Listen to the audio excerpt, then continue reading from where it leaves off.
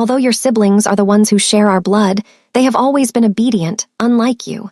Your father sneers, his voice cutting through the luxury of the Blackwell estate like a blade. I'm telling you, either find a way to make yourself useful to the Empire or marry into the Alliance. We have raised you for too long. It's time you showed some gratitude. Tell me when you've chosen the partner, you reply, your voice steady despite the heartbreak. I'll marry, but after this, I owe the Blackwell family nothing. The rain at the gala is relentless, soaking your red satin slip dress until it clings to your skin like a second, cold layer of shame. You stand alone, tear-streaked and exhausted, as the elite whisper about the rebellious daughter who doesn't fit the family mold. Suddenly, the downpour stops above you. You look up to see a broad-shouldered man in a rain-darkened suit, his neck and hands covered in dark, intricate tattoos. Miss, our boss saw you alone and asked me to bring you an umbrella, his subordinate says. You lock eyes with Kang Jiechwan, the ruthless mafia boss known as the Dragon. His gaze is intense, controlled, and inexplicably possessive. Why do I always meet you at my worst moments? You think, feeling the heat of his presence, and you probably don't even recognize me anymore. Jiang Shu, we meet again, he rumbles as you later enter the boardroom to face your fate. The one I'm marrying is you. You are a bit surprised, but you keep your armor high. A business marriage is only about interests, you tell him, trying to draw a clear line. No emotions. Jiechwan's jaw clenches, his tattooed hand resting firmly on the table. Yes, a business marriage is about interests, he agrees, though his eyes scream 10 years of hidden longing. He watches you walk away, his mind a storm of memories from when he first saw you abroad, the only woman who didn't look at his ink with fear. I will make you like me, he vows silently. In the Kang family, there is no divorce, only widowhood. Are you sure? He asks, his voice a low, dangerous caress as the wedding contract sits between you. I will be there on time tomorrow, you say, finally choosing the fire over the cage of your family. Little do you know, the man you think is your captor has been waiting a decade to be your shield. Hello, family. Before we proceed to the story, I would like to know where you are watching from. Kindly drop it in the comment section. Now let's continue with the story. The cold rain of Seoul was relentless, a pressurized weight that soaked through Keisha's red satin slip dress until it felt like a heavy, freezing second skin. Standing outside the Blackwell Gala, she felt the visibility of her heartbreak, reflected in every ripple of the puddles beneath her feet. Her family had just finished their brutal honesty session, reminding her that she was a tool for trade, and that her deep, warm brown skin was a deviation from the obedient image they cultivated for their empire. The knot in her chest tightened with every light and carefree laugh that drifted from the ballroom she had just been exiled from. She looked downward, her tear-streaked cheeks, and smudged mascara a silent testament to the emotional exhaustion of being the biological child who was treated like a country bumpkin. She was completely untethered, a woman whose stubborn pride had finally been broken by the realization that her upbringing was merely a debt to be repaid. Suddenly, the rhythmic drumming of the rain against her shoulders ceased. The air around her shifted, turning warm and strong as a broad shadow eclipsed her. Keisha looked up, her large, expressive eyes catching the glint of a luxury wristwatch and the dark, intricate dragon tattoos that climbed the neck of the man standing beside her. Miss, our boss saw you alone and asked me to bring you an umbrella, a voice said, but Keisha's focus was entirely on the man behind the gesture. Kang Jiechwan stood with an intimidating stillness, his narrow, focused eyes locked onto hers with a possessive and protective intensity that made the electricity in the air hum. He was a predator at rest, his broad shoulders shielding her from the city's noise. Keisha's body language remained tense, her posture suggesting she felt trapped but not weak. She didn't know this man, yet his presence offered a calculated calm she had never received from her own blood. When he reached out, his tattooed hand hovering near her shoulder in a gesture of restrained emotion, she felt a breath-catching jolt of recognition. Why do I always meet you at my worst moments? She whispered, the words slipping out before she could draw a clear line. She searched his intense expression for the cruel mafia boss the rumors warned about, but she only found a man who seemed to be reminded he was worth saving by the mere sight of her. Jie Chuan's jaw clenched, his calculating precision warring with the warmth he felt radiating from the woman in the ruined red dress. He didn't speak. He didn't have to. The emotional message he sent was clear. He owned the world, but he couldn't control the visceral urge to anchor her in the storm. In that moment, Keisha realized that the invisible shackles of her family were being replaced by something far more dangerous, the raw data of a connection she had spent 10 years trying to forget. The mahogany desk between them felt like a vast, polished canyon, separating the cold luxury of the Kang estate from the emotional exhaustion Keisha carried in her marrow. The marriage certificate lay on the surface, a transactional document that finalized her sale from one empire to another. Keisha picked up the fountain pen, her shoulders tense as she looked at the ink, the same dark, permanent color as the intricate tattoos on Jie Chuan's hand. With a hand that trembled only slightly, she signed her name, effectively paying back the debt her family claimed she owed for her very existence. Jie Chuan took the pen from her, his tattooed hand resting firmly on the paper as he added his own signature with calculating precision. The knot in Keisha's chest tightened. The invisible shackles were now legal. She stood to leave, her red satin dress rustling in the sudden silence, but his voice, a low, grave vibration, anchored her to the spot. "In the Kang family, there is no divorce," Jie Chuan stated, his intense, focused eyes capturing her gaze and refusing to let go. He stood, his broad shoulders visually overpowering the room, casting a shadow that seemed to swallow the light. He moved around the desk, his presence warm and strong as he closed the distance between them until she could smell the rain still clinging to his black tailored suit. He reached out, his thumb tracing the line of her tear-streaked cheek with a gentleness that felt like a calculated risk. Keisha leaned slightly away, her body language still defensive, though she could not deny the electricity that hummed where his skin met hers. "There is only widowhood," he continued, the words hanging in the air with a pressurized weight. "Do you understand, Keisha? You didn't just sign a contract for your family's survival. You signed for a long future ahead with me." Keisha looked up at him, her lips slightly parted in a mix of hesitation and a burgeoning, stubborn pride. "I know what I signed," she whispered, her voice reflecting a quiet steadiness she had been forced to learn in the fishing villages of her youth. "I am playing my role well. A business marriage is only about interests." Jie Chuan's jaw clenched, a restrained emotion flickering in the depths of his steel-gray eyes. He hated that she viewed herself as a tool or a shield, unaware that he had spent 10 years secretly watching and waiting for the moment he could rightfully claim her. He didn't want a real couple built on interests. He wanted the woman who had once looked at his tattoos without a hint of fear. "Interests can change," he said, his voice dropping to a dangerous, possessive caress. "But my ownership of this marriage won't. You may have entered this room wanting to pay a debt, but you'll leave knowing you have a man who will always be here to back you up." As he opened the door for her, the message was clear. She was no longer an outcast of the Blackwells. She was the treasure of the Kang syndicate, and the exit was permanently closed. The morning sun filtered through the floor-to-ceiling windows of the Kang headquarters, but the light felt cold against the calculating calm of the executive floor. Keisha walked down the hall, her shoulders tense as she navigated the intimidating stillness of Jie Chuan's world. She was dressed in a tailored suit that felt like armor, yet her body language still betrayed a sense of being trapped but not weak. As she approached the mahogany doors of the primary office, she was intercepted by Jie Chuan's lead administrative assistant, a woman whose upright and composed posture radiated a sharp, exclusionary frost. "Boss Kang is usually very busy," the assistant stated, her observant eyes raking over Keisha's natural curls and deep brown skin with a dismissal that made the knot in Keisha's chest tighten. "He doesn't have time to entertain unrelated people. If you're here about the Blackwell merger, you can leave the files with me." Keisha paused, her lips slightly parted in a mix of hesitation and the stubborn pride she had cultivated in the face of her family's disdain. "I am his wife," she said, her voice a quiet steadiness that refused to waver. The assistant let out a short, incredulous breath. "Madam, Boss Kang's marriage is a business alliance only about interests. You are a tool for his expansion, nothing more. Now, please move aside. I don't like others touching his things."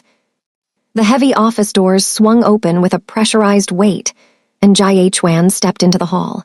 His intense, focused eyes immediately locked onto Keisha, his jaw slightly clenched as he sensed the electricity of the confrontation.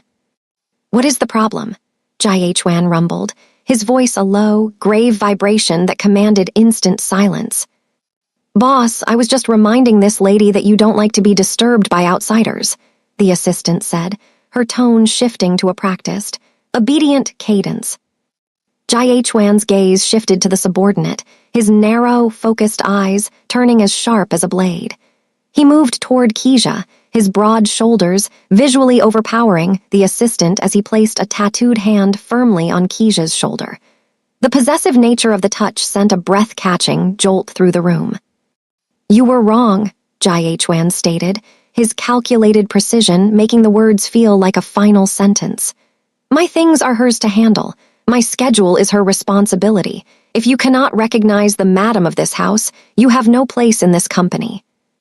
The assistant's face drained of color, her protective alertness failing her as she realized she had crossed a line that didn't exist for anyone else. "Boss, I didn't mean to. It was an accident." "Go to HR and resign," Jai Chuan cut her off, his dominant authority absolute. "I told you once, in the Kang family, we won't take that kind of disrespect anymore, especially not toward my wife." As the woman hurried away, the silence in the hall was heavy with the raw data of a power shift. Jai Chuan turned to Keisha, his restrained emotion softening only for her. "Happy now?" he asked softly, his eyes searching hers for the delusions of love he had carried for 10 years. Keisha looked at the man who had just dismantled a career to protect her dignity. "Having someone to back you up, is this how it feels?" she whispered. "I married you so I could rightfully have you back," he replied, his voice a dangerous, protective caress. "Do whatever you want boldly. I've got you. You can even walk sideways if you want." The air inside the Blackwell estate was thick with intimidating stillness, a sharp contrast to the orchestrated pandemonium of the city outside. Keisha stood in the grand foyer, her shoulders tense and her body leaning slightly away from the father who had spent 20 years treating her like a block of wood. Beside her, Jai Chuan was a statue carved from stone, his broad shoulders, visually overpowering, the room as his tattooed hand, rested firmly on Keisha's shoulder. "I told you to come home for dinner to discuss the merger, not to bring a predator into my house," Keisha's father barked, his voice a low vibration of unearned authority. He stepped toward Keisha, his face flushed with the stubborn pride of a man who believed his children were his property. "You've been married a week, and already you've forgotten your upbringing. You've shamed this family with your rebellious attitude." Before Keisha could draw a clear line or defend herself, her father's hand lashed out. The sound of the slap echoed through the marble hall, a pressurized weight that seemed to stop the very flow of time. Keisha's head snapped to the side, her tear-streaked cheeks flaring with fresh heat as she looked downward, conveying the heartbreak and emotional exhaustion she had carried since the fishing village. The electricity in the room shifted instantly from cold to lethal. Jai Chuan didn't shout. Instead, he moved with a calculating precision that was more terrifying than a scream. He stepped between Keisha and her father, his narrow, focused eyes reflecting a restrained emotion that promised violence. "Do you think the Kang family is easy to bully?" Jai Chuan rumbled, his voice a grave vibration that made the older man recoil. He reached out, his tattooed hand gripping her father's collar with dominant authority. "Dare to lay a hand on my wife in front of me again, and I can't predict what will happen to the Blackwell Empire." "I am her father," the man sputtered, his protective alertness turning into pure terror. "You were her father," Jai Chuan corrected, his jaw slightly clenched. "But she belongs to me now. I married her so I could rightfully have her back from people like you." He leaned in closer, his tattoos signaling the danger and power of the world he ruled. "Without even asking for the truth, you hit your own biological daughter. Apologize, now." Keisha watched, her lips slightly parted in shock. For the first time in her life, the invisible shackles of her family were being shattered by a man who saw her as a treasure rather than a tool. Her father's gaze broke first. He looked at the floor, his voice a hollow whisper. I apologize, Keisha. It was my fault for hitting you." Jai Chuan released him with a look of pure disdain and turned to Keisha. His possessive and protective eyes searched hers, checking for the raw data of her pain. "I'm taking her away," he announced to the room, his voice a promise of final severance. "If I find out in the future that anyone disrespects my wife again, don't blame me for being rude." As he led her to the car, Keisha realized she wasn't just leaving a house, she was finally leaving a cage. The heavy silence of the car ride from the Blackwell estate was broken only by the pressurized weight of Keisha's jagged breathing. She sat with her shoulders tense, her body leaning slightly away, as she replayed the moment her father had knelt in his own foyer. Jai Chuan steered the vehicle with calculating precision, his tattooed hand occasionally reaching out to graze her arm, a silent anchor in her storm of emotional exhaustion. "Why did you say you've waited 10 years?" she whispered, her voice a quiet steadiness that finally cracked. "I didn't even know you existed until the umbrella in the rain." Jai Chuan's jaw clenched, his intense, focused eyes reflecting a decade of restrained emotion. "I didn't just appear, Keisha. I've been like the moon in the fog, never able to shine into your world because your family built a wall around you." He pulled the car to the curb and reached into the glove compartment, pulling out a faded manila folder, the raw data of a history she had never been allowed to read. Inside were letters returned to sender, records of business proposals rejected by her father, and logs of tactical responses, where he had tried to reach her during her college years abroad. Keisha's tear-streaked cheeks grew cold as she realized her family hadn't just viewed her as a tool for trade. They had actively stolen 10 years of her life to keep her obedient and uncomplicated. "I sent people to find you when you were 20, Jai Chuan rumbled, his voice a grave vibration of repressed fury. "Your father told me you had no interest in country folks like me.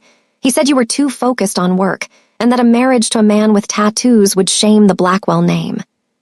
Keisha looked at the dates on the letters.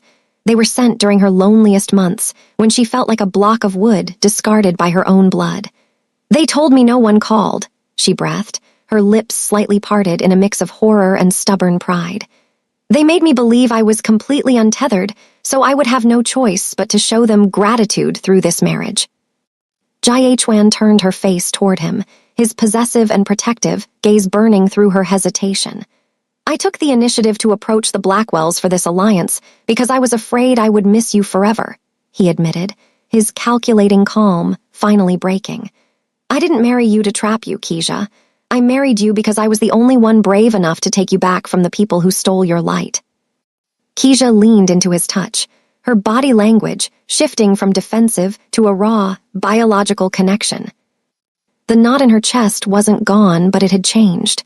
She realized the regret of the past decade wasn't his to carry. It belonged to the family she was now ready to dismantle. "They kept us in the dark," she whispered, her eyes meeting his steel-gray depth. "But the moon finally appeared."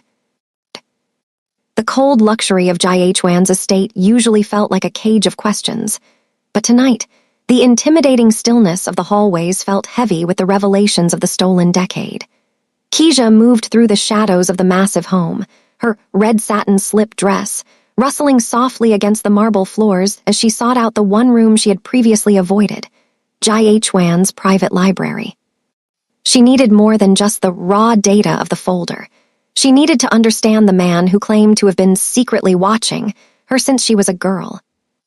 The library was a cavernous space filled with the scent of old paper and leather, a room where the dragon retreated to refine his calculating calm. Keisha walked toward his heavy mahogany desk, her body language still reflecting a lingering hesitation and inner conflict. On a high shelf, tucked behind a collection of leather-bound classics, she spotted a worn book, the same romance novel she had obsessively read during her first year back with the Blackwells. When she pulled the book forward, something fell from between the pages. It was a photograph, the edges curled and yellowed with time. Keisha's tear-streaked cheeks grew warm as she picked it up, her large, expressive eyes widening in shock. It was a candid shot of her in high school, sitting on a bench in the campus garden, her natural curly hair caught in a breeze as she laughed at something out of frame. She looked happy and free, a version of herself that the Blackwells had spent 10 years trying to erase. "You were always like the moon in the fog to me." A low, grave vibration sounded from the doorway. Keisha spun around, the photo clutched to her chest. Jai Chuan stood there, his broad shoulders visually overpowering the entrance, his restrained emotion visible in the way his tattooed hand gripped the doorframe. "I used to go to the library back then just to secretly watch you sitting there," he admitted, his intense, focused eyes fixed on her with a possessive and protective light. "I was a senior when you were just a sophomore. I didn't dare to disturb you or reveal my feelings because I was afraid of causing you trouble with your family." Keisha looked from the photo back to the man she had been forced to marry. The knot in her chest finally broke, replaced by a biological connection she could no longer ignore. He hadn't just bought her. He had cherished a ghost of simplicity for 10 years while she believed she was completely untethered. "You kept this for 10 years, she whispered, her lips slightly parted in disbelief. "I kept it to remind myself what I was fighting for," Jai-Chuan replied, crossing the room with calculating precision until he stood directly over her. He reached out, his tattooed hand resting firmly on her shoulder, anchoring her to him. "I told you, Keisha, I married you so I could rightfully have you back. I've been waiting for this long future ahead since the first time I saw you smile." Keisha leaned her head against his chest, her shoulders tense no longer. The red satin of her dress was a symbol of the debt she had paid, but the man holding her was the treasure she had never expected to find. The grandeur of the Kang family banquet hall was a pressurized weight of crystal chandeliers and whispered malice.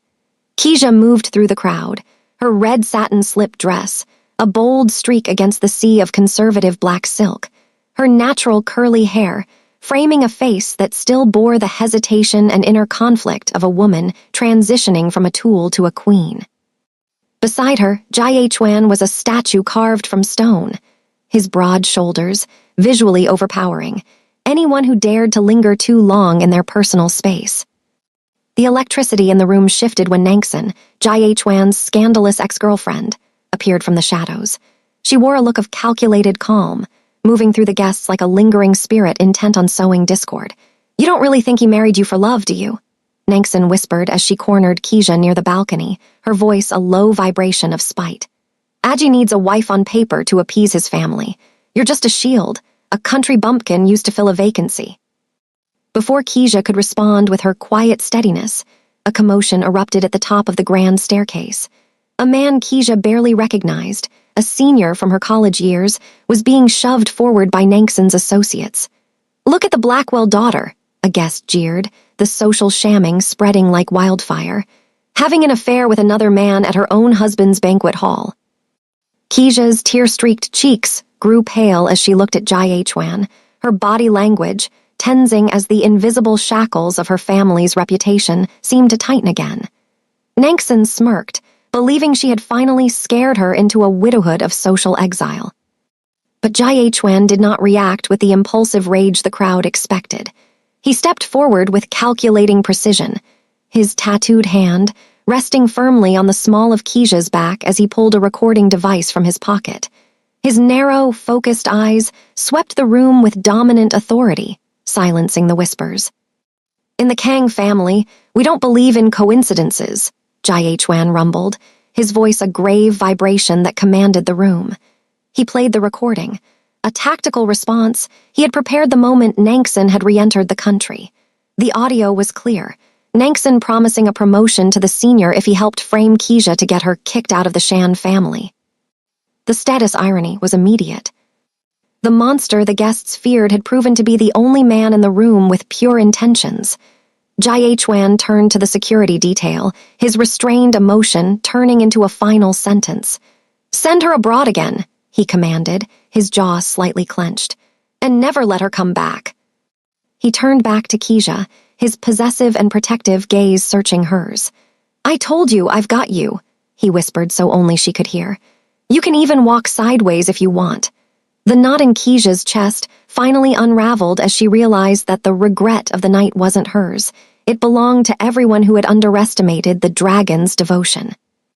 The pressurized weight of the Blackwell Empire's collapse felt like a physical chill in the air as Keisha stood in Jai-Chuan's office, watching the final stock reports flicker on the monitors.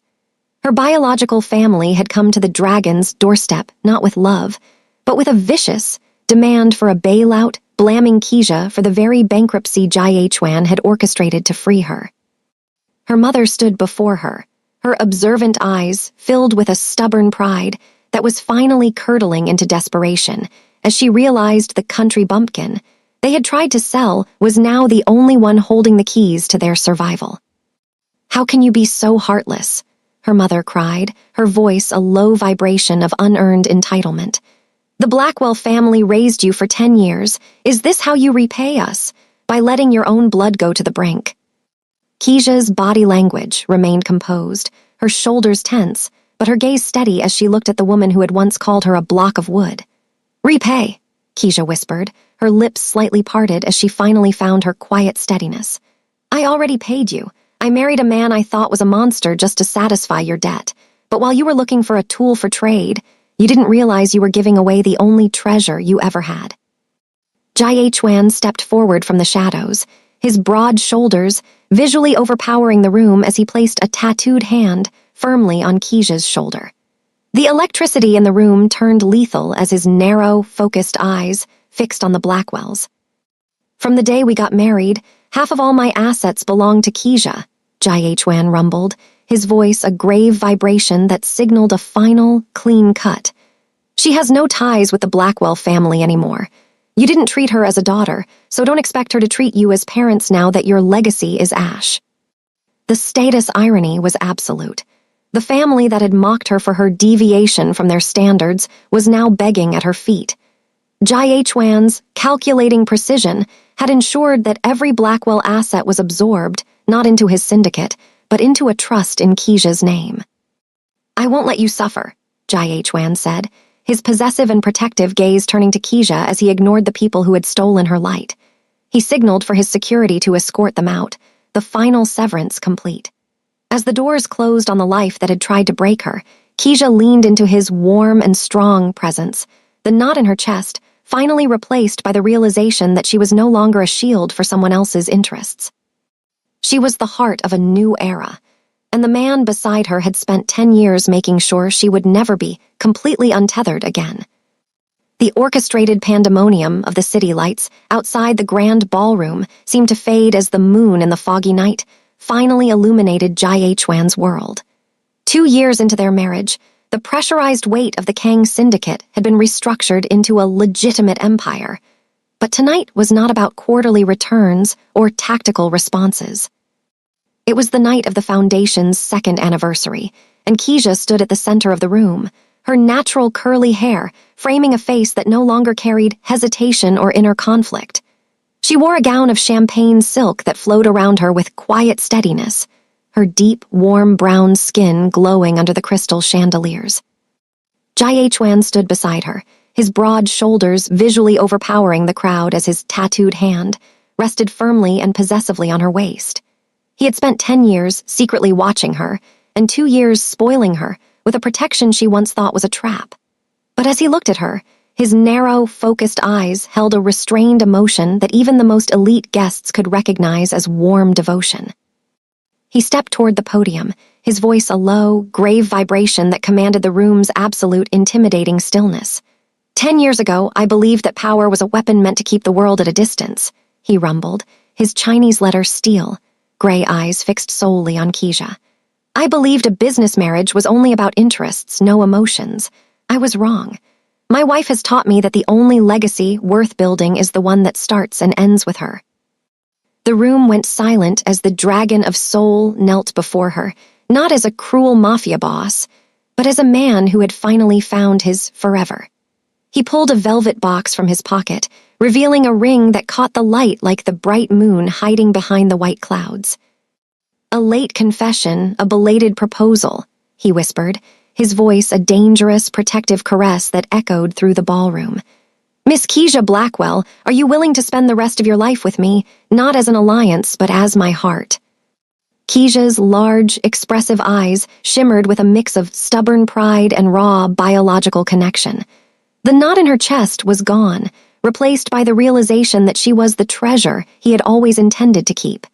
"Yes," she whispered, her voice a quiet steadiness that reached every corner of the room.